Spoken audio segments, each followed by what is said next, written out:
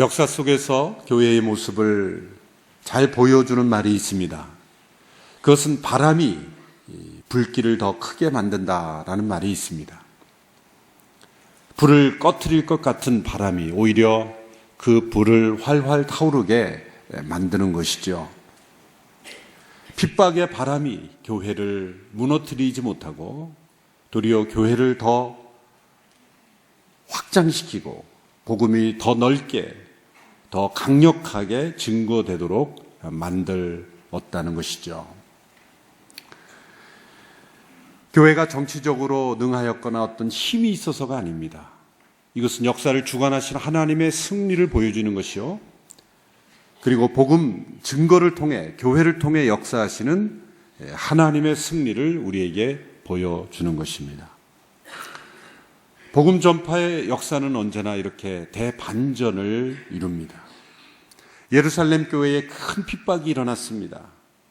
사도들을 제외한 모든 사람들이 다 뿔뿔이 흩어질 정도로 큰 핍박입니다.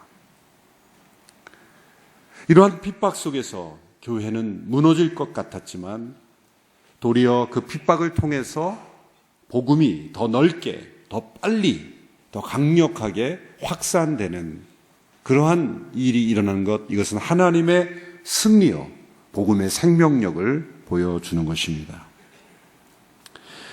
사람들이 핍박을 피해 흩어진 것을 우리는 비겁하다고 생각해서는 안 됩니다.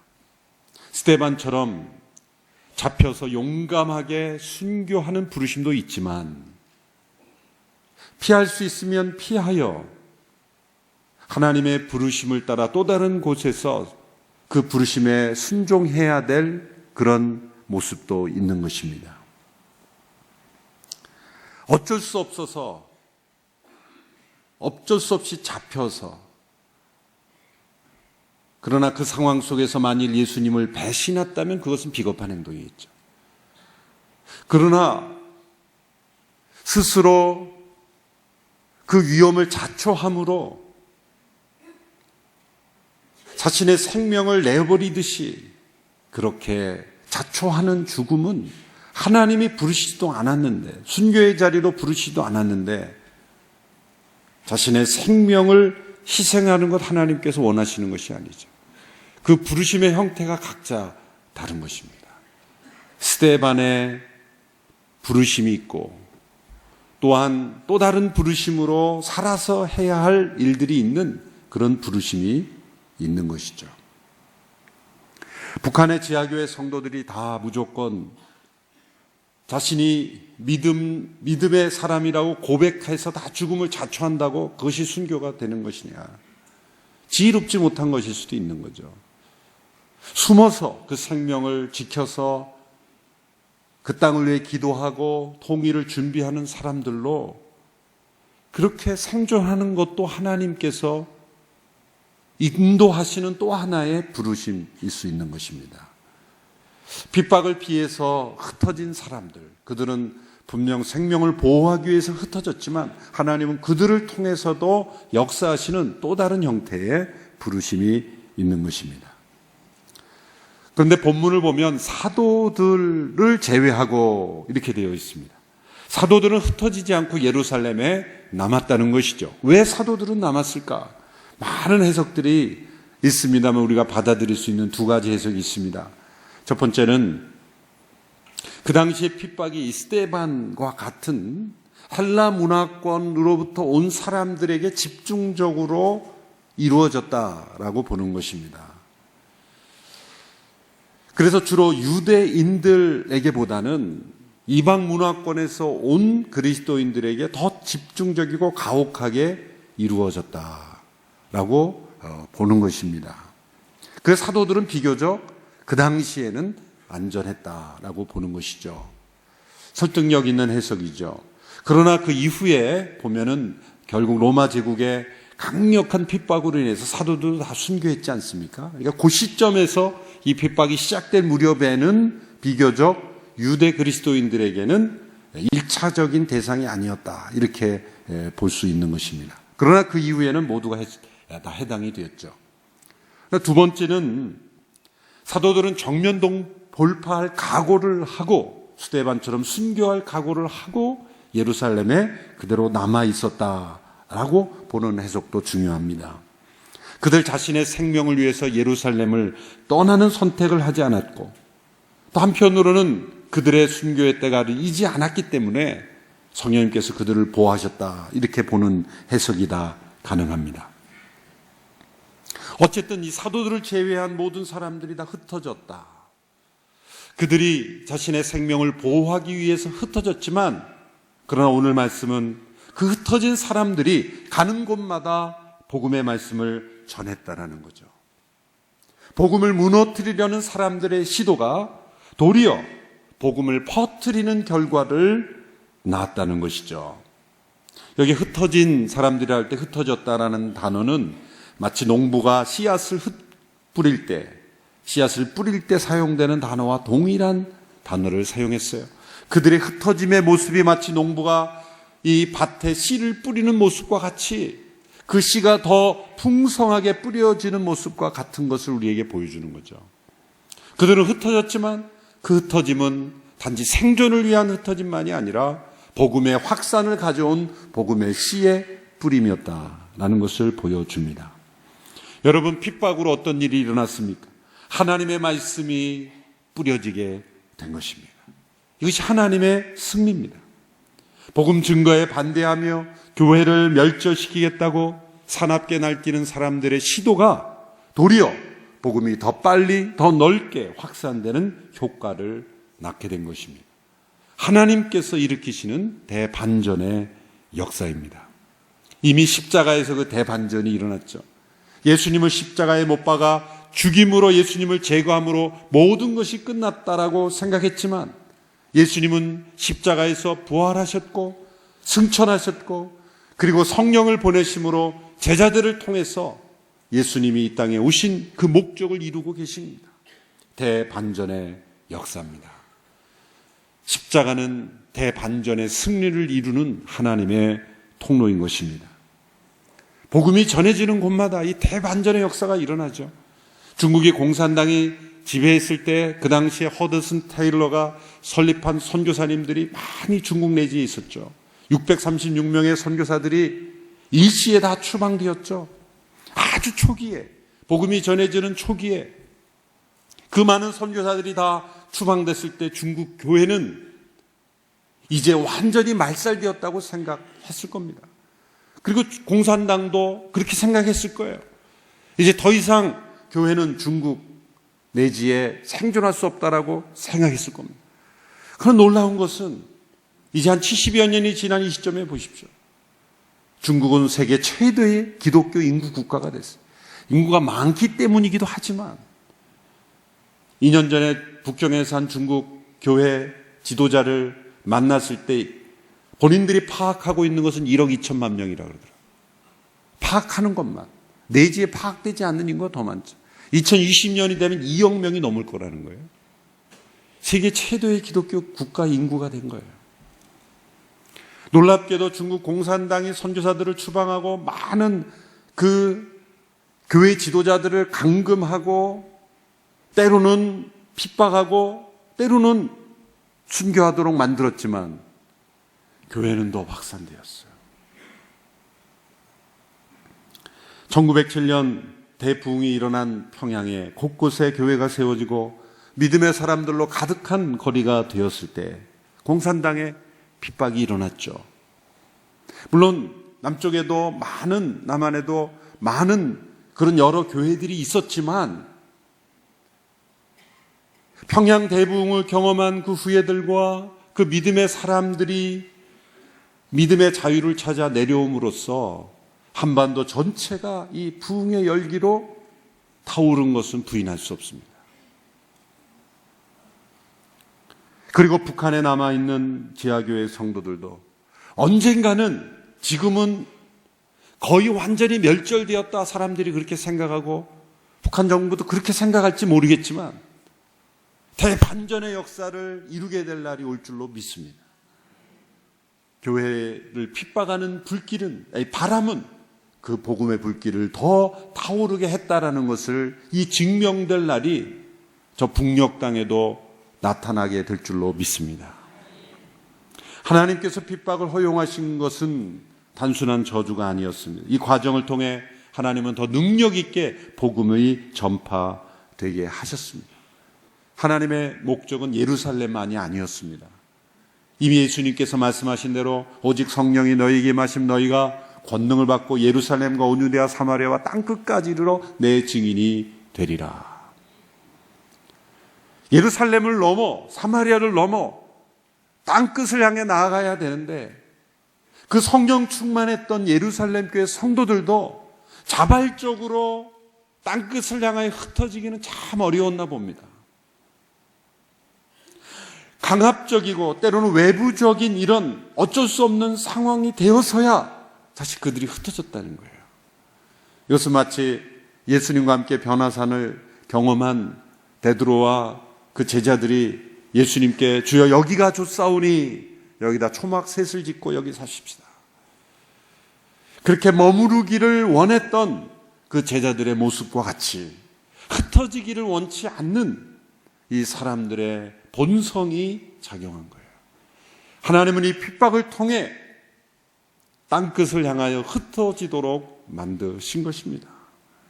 자발적 흩어짐이 이루어지지 않았기에 하나님은 이 과정을 통해서도 하나님의 계획을 이루어 가셨다. 그래서 우리가 성령의 바람과 함께 스스로 하나님이 원하시는 곳으로 흩어지지 않으면 이 핍박의 바람과 함께 원치 않는 곳으로 흩어질 수 있는 거예요. 어떤 바람을 따라 움직이느냐. 성령의 바람을 따라 스스로 움직이면 기쁘게 원하는 곳으로 흩어질 수 있지만 핍박의 바람이 와서야 흩어지면 원치 않는 곳으로 흩어질 수 있다는 거죠. 우리 한민족이 전 세계에 750만 명이 흩어져 있습니다. 디아스포라 한인. 왜 이렇게 전 세계에 흩어졌는가? 역사가들은 많은 역사로 해석할 거예요. 흩어진 이유, 경제적 이유, 사회적 이유, 문화적 이유, 교육적 이유, 많은 이유로 해석하겠지만 이것은 1907년 이후에 대부흥을 경험한 이 한반도에 일어난 많은 믿음의 사람들, 하나님의 사람들이 흩어짐으로 인해서 곳곳에 그곳에 가서 예수 안 믿던 사람도 믿게 될 뿐만 아니라 그곳에 세워진 교회들이 선교의 전초기지가 되고 있다는 것, 엄청난 영향력이 이 한인 디아스포라 교회들을 통해 성도들을 통해 이루어지고 있다는 것은 분명합니다. 하나님의 계획이죠. 많은 분들이 그 이민을 떠나고 디아스포라가 되었을 때 이유는 다 각기 달랐을 거예요. 사업상, 경제, 자녀 문제 여러 가지 이유로 흩어졌지만 그 흩어짐을 통해 하나님은 새로운 일을 행하신 거죠. 하나님은 언제나 이렇게 대반전의 역사를 이루시는 하나님이십니다. 따라서 내가 처한 어떤 어려운 문제, 해결되지 않는 어떤 핍박과 같은 그러한 답답한 상황은 하나님께서 대반전을 이루시려는 이 전반부의 상황일 수 있다라는 것을 볼 수 있어야 합니다. 이 핍박과 흩어짐 그 자체는 최악의 상태죠. 예루살렘 이 최악의 상태였지만 그러나 하나님은 최악의 상태에서 최선을 이끌어내시는 하나님이십니다. 절망 속에 희망을 만들어내시고 좌절 속에 새로운 그러한 축복을 만들어내시는 하나님인 줄로 믿습니다. 복음 전파의 역사가 이렇게 대반전을 이루기까지는 엄청난 영적인 싸움을 겪습니다. 이 핍박이라고 하는 것은 어떤 영적 싸움의 한 가지 표출에 지나지 않는 것입니다. 여러분, 왜 사람들이 예수님의 제자들을 그렇게 가두고 죽이려고 했을까요? 그들이 사회에 어떤 악한 영향을 미쳤습니까? 제거돼야 될 그런 불순분자들입니까? 아니죠. 왜 제자들을 죽이려고 합니까? 왜 교회를 역사적으로 핍박했어요? 왜 공산당들이 교회를 그토록 제거를 했습니까? 교회가 악의 축입니까? 교회가 악한 일을 했습니까? 예배드리고 그리고 이웃을 향하여 사랑을 나누고 교회가 존재하는 곳마다 악이 창궐을 한 적이 없어요. 왜 교회를 공산당과 그러한 사람들이 핍박했을까요? 그것은 그들 이면에 그들을 사로잡고 있는 어떤 세력이 있다는 것을 보여주는 거예요. 사울의 모습을 보십시오. 그는 유대 최고의 엘리트 중에 엘리트였죠. 가말리엘이라고 하는 최고의 율법학자로부터 사사를 받은 그런 엘리트입니다. 그런 지성인이 오늘 본문에 나온 그의 모습을 보십시오. 8장 1절에 보면 이렇게 되어 있습니다. 사울은 스데반이 죽게 된 것을 당연하게 여겼습니다. 아무 죄도 없고 사회에 악을 끼치지도 않았는데 그러한 스데반을 돌로 쳐 죽인 것을 당연하게 여기는 그 지성의 무서움. 그의 지성은 그것을 당연하게 합리적인 것으로 여겼다는 거예요. 얼마나 무섭습니까? 8장 3절에 보십시오. 우리 같이 한번 읽어볼까요? 사울의 모습입니다. 그러나 사울은 교회를 파괴하면서 집집마다 돌아다니며 남자와 여자를 가리지 않고 끌어내 그들을 감옥에 보냈습니다. 이 파괴적인 모습을 보십시오. 사람의 제정신이라면 이렇게 할 수 있겠습니까? 제정신이 아닙니다. 제정신이 아닙니다. 지구상 곳곳에 일어나는 테러 집단과 악한 집단 지도자들, 교회를 핍박하는 지금도 중동 지역에서 일부 그리스도인들만 찾아내서 몰살시키는 그런 사람들을 보면 제정신이 아니죠. 뭔가 악한 세력에 사로잡혀 있는 겁니다. 사울을 보면 그는 스스로는 합리화하면서 당연하게 여기면서 해야 할 일을 한다고 열심히로 열정을 다해서 이런 일을 하지만 무엇인가에 사로잡혀 있는 거예요. 무엇인가에 사로잡혀 있는 거예요. 이것은 영혼을 두고 벌어지는 하나님과 사단의 전쟁 속에 있다는 거예요. 하나님은 어떤 세력도 다 이기시죠. 근데 문제는 자유의지를 가진 인간들이 하나님을 떠나 사단의 세력에 사로잡혀 있기 때문이에요. 악한 세력들의 움직임이 없다면, 그냥 사람들로만 존재한다면 이렇게 복음과 교회를 핍박할 이유가 없는 거예요. 이것은 영적 전쟁입니다. 영적 전쟁. 지금 지구상 곳곳에 일어나는 많은 일도 다 영적 전투입니다. 한편 복음이 전해진 사마리아에서 어떤 일이 일어났는지를 한번 보십시오. 5절에서 8절의 말씀입니다. 우리 같이 함께 읽겠습니다. 시작. 빌립은 사마리아에 있는 한 도시에 내려가서 사람들에게 그리스도를 전했습니다. 빌립의 말을 듣고 그가 일으키는 표적들을 본 사람들은 모두 그의 말을 주의 깊게 들었습니다. 많은 사람들에게 붙었던 더러운 귀신들이 찢어질 듯한 소리를 지르며 떠나갔고 많은 중풍 환자들과 지체장애인들이 나왔습니다. 그리하여 사마리아 도시 안에 큰 기쁨이 생겼습니다. 사도행전의 저자인 누가는 직업이 의사입니다. 과학적 사고방식에 친숙한 사람입니다. 그 의사의 시각으로 일어난 일들을 봤을 때 무엇이 육체적인 질병이고 무엇이 영적인 귀신에 사로잡힌 현상인지를 잘 구별했다는 거예요. 그리고 지금 이 사마리아에서 일어난 일들을 보면 사람들에게 붙어있던 귀신들이 떠나가고 육체의 질병이 낫는 그런 표적들이 나타났다. 이 표적들이 왜 필요합니까?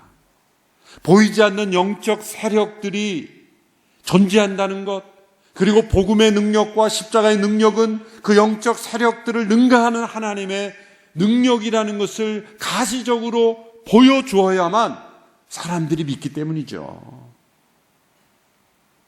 예수님 믿고 구원받는다 말로 전하면 사람들이 지식으로만 생각하고 보이지 않는 어떤 영적 실체를 사람들이 자각하지 못하는 거예요.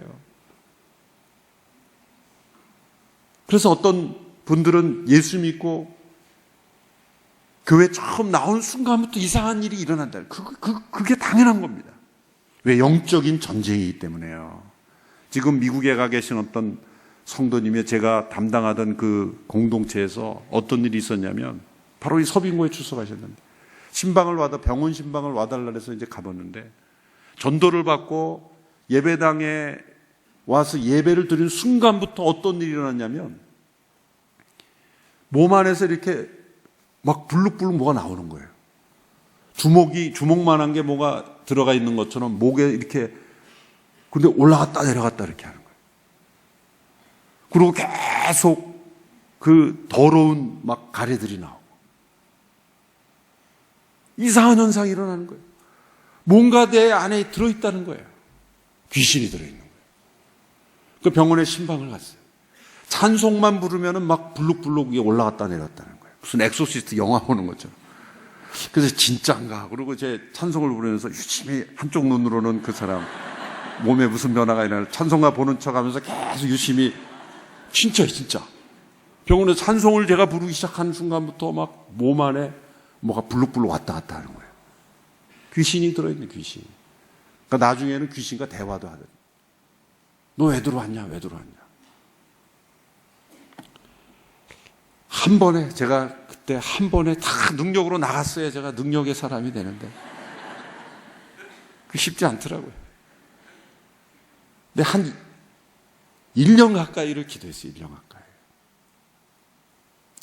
그런데 한 번에 나가는 역사도 있지만 서서히 좋아지는 경우도 있더라고요.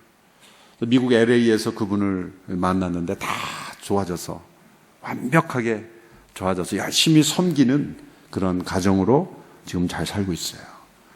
여러분, 보이지 않는 영적 전쟁이 분명히 존재합니다. 영혼들을 놓고 하나님과의 사단의 전쟁. 사실 하나님과 대등하게 싸운다는 게 아니라 말도 안 되지만 하나님은 능히 이기시지만 자유의지를 가진 인간이 하나님 편에 서지 않고 사단의 속임수에 속아 넘어가고 선택하기 때문에 이게 전쟁이 되는 거예요. 사마리아에서 이렇게 귀신들이 떠나가고 때로 육체의 질병이 낫는 이 표적과 기적이 나타나자 사람들은 빌립이 전하는 그 말씀을 듣게 된 거예요. 초점은 그 현상 자체가 아니라 표적 자체가 아니라 기적 그 자체가 아니라 하나님의 말씀을 귀 기울여 듣게 하기 위해서 이런 표적들이 반드시 필요한 것입니다. 복음이 증거되고 영혼이 구원받기 위해서 그래서 이 표적들이 나타나는 거예요. 믿지 않는 남편들을 이제 12월 21일 비긴 어게인 제목으로 초청하지만 어떤 가정은 그 집회에 참석한다는 것 자체가 기적인 가정도 있을 거예요. 있을 수 없는 일. 그러나 그런 일도 일어날 줄로 믿습니다. 이건 영적 전쟁이에요. 육체로 싸우면 안 돼요. 목소리로 싸워서 제 앞에서 끌고 오려고 그러면 안 됩니다. 영적 싸움이에요. 하나님의 영이 역사하셔서 그들을 인도하는 일에 하나님의 표적을 보여달라고 기도해야 합니다. 이런 영적 싸움을 어렵게 하는 것은 이 세상에 미혹하게 하는 가짜들이 많기 때문이에요. 사단이 그 흉악한 모습을 있는 그대로 나타내며 활동하면 사람들이 믿겠습니까? 등을 돌리고 떠나죠. 그러니까 탈을 쓰고 아름다운 지성의 모습으로 문화의 모습으로 아름다운 문화를 포장을 하고 사람들을 현혹하는 거죠. 이 사마리아 도시에서 사람들에게 영향을 미치고 있던 한 사람을 기록하고 있죠. 시몬이라는 사람입니다. 이 사람은 마술로서 모든 사람들의 관심을 끌고 영향을 미치던 사람들이라고 기록하고 있습니다. 여러분, 마술사 한 사람이 이토록 오랫동안 영향을 미치는 사회 상상해 보셨습니까? 아침 신문에 헤드라인이 오늘은 시몬이 어떤 마술을 보여주는가? 그게 헤드라인이 되어 있는 사회는 얼마나 허망한 사회입니까? 여러분, 세상은 잘 속습니다. 시몬 같은 사람들이 사마리아에서 성공을 거두는 거 보면 사람들이 얼마나 어리석은지를 알 수가 있습니다. 그 시대 사마리아 사람들은 마술과 점성술과 마법의 희생자들이었죠. 그러니 어떤 사회보다도 귀신들이 더 활동하는 사회였지 않겠습니까? 서구 문화에서 시작한 할로윈, 귀신을 부르는 거예요. 제가 뉴저지에 살던 집 근처에 가보면요, 이 할로윈 시즌이 되면 공동묘지를 만들어 놓는데 세상에 온갖 귀신들은 다 갖다 놓은 것 같아요. 그거는 모양이지만 진짜 귀신이 있을 거예요. 그게. 모양만이 아닙니다. 문화라는 이름으로 귀신을 가지고 불러오는 거예요.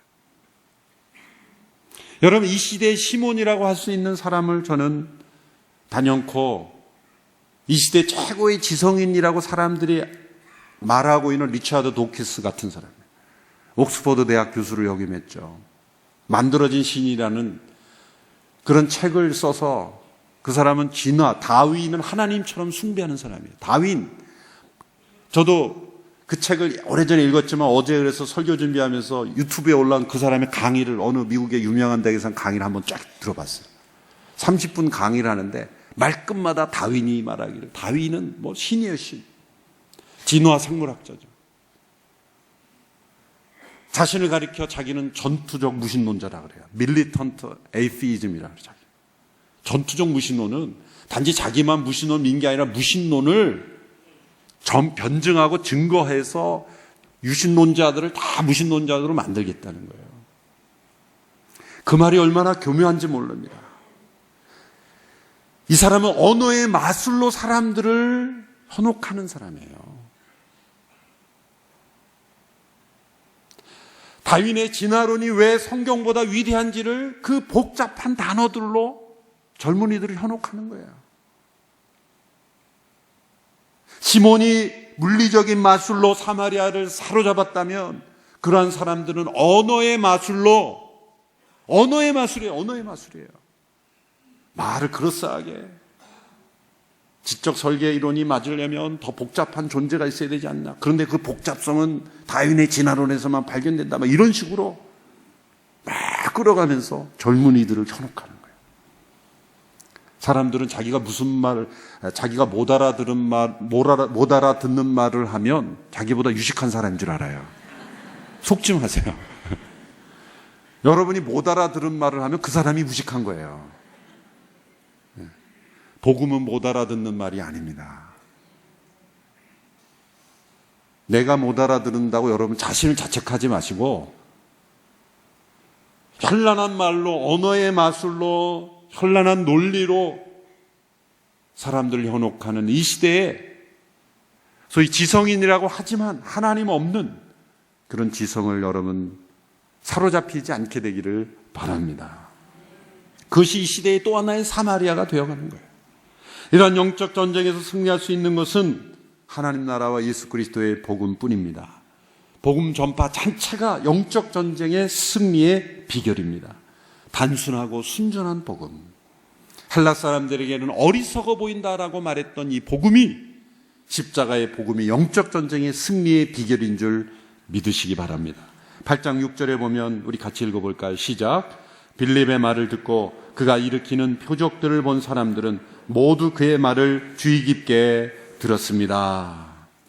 표적을 통해서 그 빌립의 전하는 말씀을 들었다는 거예요. 여러분, 이 빌립을 통해서 사마리아의 복음이 전해진 것은 매우 중요하죠. 왜 그렇습니까? 수백 년 동안 내려왔던 유대와 사마리아의 역사적 앙금, 그것은 우리가 과거 일본에 대해 가지고 있었던 상처 때문에 가지는 반감을 넘어서는 겁니다. 그것과 비교할 수 없는 반감이에요. 사마리아 지역은 가서도 안 되는 지역이에요. 땅도 밟지 말라고 가르쳤던 거예요.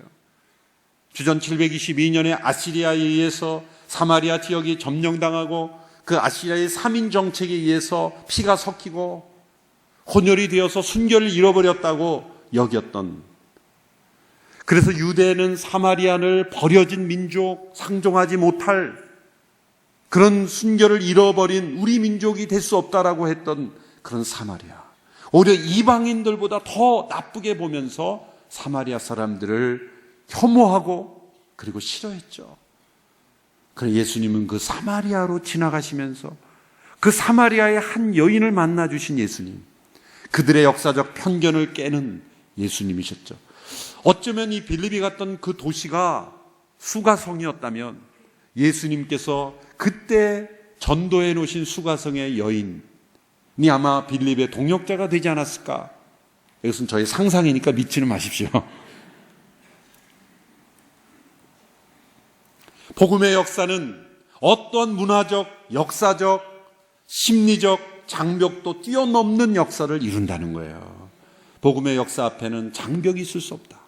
복음의 대반전의 역사는 영적 전쟁에서 승리할 뿐만 아니라 인간이 만드는 어떤 장벽도 다 무너뜨리는 거예요. 그러므로 교회 안에 어떤 장벽이 있다는 건 그건 복음을 믿는 교회가 아닌 거예요. 교회는 이 복음의 능력이 살아있는 교회, 어떤 장벽도 존재해서는 안 된 교회 안에 어떤 지연, 학연, 또 지역으로 인한 어떤 차별, 이것이 있다라는 거예요. 어떤 교회는요, 담임 목사를 뽑는데 어떤 지역 출신만 어플라이 할 수 있어요. 네. 어떤 지역 출신은 아예 배제. 네. 어느 지역 출신은 지원하지 마십시오. 이렇게 명시하는 교회도 있어요. 그게 진짜 교회일까요? 진짜 교회일까요? 있을 수가 없는 일이죠.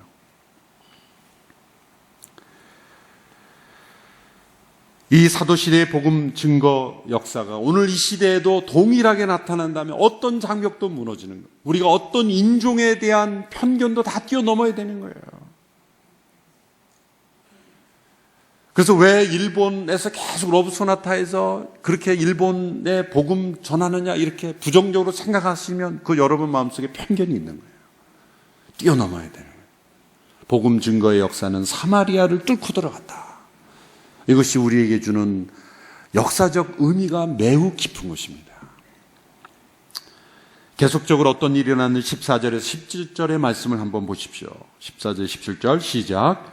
예루살렘에 있던 사도들은 사마리아 사람들이 하나님의 말씀을 받아들였다는 소식을 듣고 베드로와 요한을 그들에게 보냈습니다. 베드로와 요한은 그곳에 도착해서 사마리아 사람들이 성령 받기를 기도했습니다. 이는 그들에게 아직 성령이 내리시지 않았고 그들은 주 예수의 이름으로 세례를 받았을 뿐이었기 때문입니다.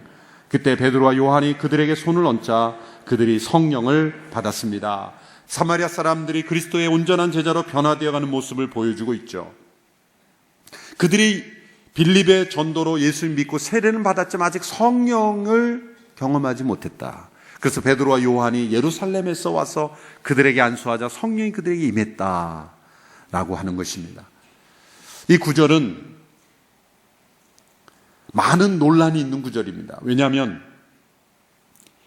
그들이 분명 예수님을 믿고 세례를 받았는데 성령이 아직 내리시지 않았다라는 그 16절의 표현 때문에 도대체 어떻게 된 거냐? 성령이 아니고는 성령의 역사 아니고는 예수님을 주라 고백할 수 없고 세례를 받을 수 없는 것인데 왜 성령이 내리지 않았다는 표현을 쓰는 것일까? 누군가 이 복음을 듣고 예수님을 믿고 세례를 받는 건 분명히 성령의 역사입니다. 성령이 이미 역사하신 거예요. 그러나 성령의 능력의 충만함을 경험하는 성령의 세례라고 할 수 있는 그 충만함을 그들이 경험하지 못했다는 거예요. 이건 너무 심각한 이슈가 아닙니다. 신학자들에게 좋은 먹잇감이 될지언정 이건 아무 문제가 아니에요. 예수님을 믿고 고백했지만 능력과 확신이 없이 살아가는 사람이 얼마나 많습니까? 그렇죠? 나도 예전에 세례 받았어요. 그러면서도 불신자처럼 살아가는 사람이 얼마나 많아요. 믿고 세례 받은 것도 성령의 일반적인 역사입니다. 그러나 그리스도의 온전한 제자로 살아가지 못한 사람은 성령 세례를 받지 못한 사람이에요. 그래서 이들에겐 이것이 연속적으로 나타났다는 거예요. 어떤 사람에게는 많은 시간이 지난 후에 나타나기도 해요. 어떤 사람은 물 세례를 받기 전에 성령 세례를 먼저 받고 나중에 물 세례를 받는 사람도 있어요. 이 순서의 차이가 다를 뿐이에요. 중요한 것은 성령의 충만한 세례를 경험해야 한다는 거예요. 결론은 그거예요. 어떤 답답한 학자들은 믿고 세례를 받는 것이 성령의 이미 성령에 임하셨기 때문에 이런 성령의 추가적인 체험은 필요 없는 것이다. 이거는 일시적으로 예외적으로 있었을 뿐이다라는 근거로 말하는 것은 아주 답답한 거예요. 사마리아 도시의 복음이 전해지고 성령님의 이 임재하시는 역사가 임한 것으로 인해서 이제 이 사마리아 사람들은 마치 예루살렘의 제자들에게 사도들에게 오순절 성령 임함으로 그들의 능력을 경험한 것처럼 사마리아가 또 다른 예루살렘이 된 거예요. 예루살렘이 예루살렘인 것은 성령의 오순절 사건이 있었기 때문이에요. 그것처럼 이 사마리아도 이제는 제2의 예루살렘이 되었다는 거예요. 평양이 제2의 예루살렘을 경험한 것처럼 서울이 제2의 예루살렘을 경험한 것처럼 복음이 전해지는 곳마다 오순절의 성령이 임하실 때마다 그것은 능력의 공동체가 된다는 거예요. 이 사마리아 도시에 큰 기쁨이 임했습니다. 예수님 믿는 삶은 편협하고 재미없는 삶이 아니라 큰 기쁨이 있는 삶입니다. 왜냐하면 환경의 변화와 상관없습니다. 우리의 내면에서부터 흘러나오는 기쁨이기 때문이죠. 환경이 좋으면 기쁘고 환경이 나쁘면 기쁘지 않은 기쁨이 아니라 우리 내면에서부터 흘러나오는 기쁨이기 때문에 환경과 상관없습니다. 여러분, 진정한 기쁨은 부산물로 주어지는 거예요. 행복이나 기쁨 자체를 추구하면 주어지지 않습니다. 성경은 이렇게 말합니다. 의를 추구하는, 의에 목마르고 그리고 의를 추구하면 기쁨과 행복이 찾아온다. 기쁨과 행복은 부산물로 간접적으로 주어지는 거예요. 주 안에서 기뻐하라고 했습니다. 주님 안에 거하려고 할 때 이 기쁨과 행복은 따라오는 거예요. 왜? 죽음을 이기신 부활의 생명이 주님 안에 있기 때문에 죽음 앞에서도 기뻐할 수 있는 기쁨, 그것이 진정한 기쁨입니다. 사마리아 도시에 이 큰 기쁨이 임했던 것처럼, 우리의 마음속에 이 큰 기쁨이 임했던 것처럼 복음이 전해진 곳마다 큰 기쁨이 임할 수 있도록 우리가 통로가 되기를 간절히 바랍니다. 이 시대에 많은 사마리아인들이 있습니다. 이 시대에 많은 사마리아 도시들이 있습니다. 그들에게도 이 복음이 증거됨으로 큰 기쁨이 전해지는, 이 시대의 또 다른 사마리아인들, 또 다른 사마리아 도시에 큰 기쁨의 복음의 능력이 증거되는 일에 오늘 교회가 계속해서 쓰임 받을 수 있게 되기를 주님의 이름으로 축원합니다. 기도하겠습니다. 사마리아에도 큰 기쁨을 허락하신 하나님, 오늘 이 시대에 우리에게도 큰 기쁨을 허락하셨음을 감사합니다. 복음의 대반전의 역사를 우리를 통해서도 이루시고 이 시대에 시몬과 같은 이들에게 사로잡힌 도시들이 자유함을 얻고 그리고 복음의 능력을 체험하고 큰 기쁨을 경험할 수 있도록 우리를 사용하여 주시옵소서. 우리 안에 있는 모든 귀신들이 떠나가고 영적 전투에서 승리하며 그리고 하나님의 능력이 이 시대에 임하는 아름다운 공동체 되게 하여 주시옵소서. 예수님의 이름으로 기도합나이다. 아멘. 영상을 함께 보신 이후에 비전 헌금에 참여하겠습니다.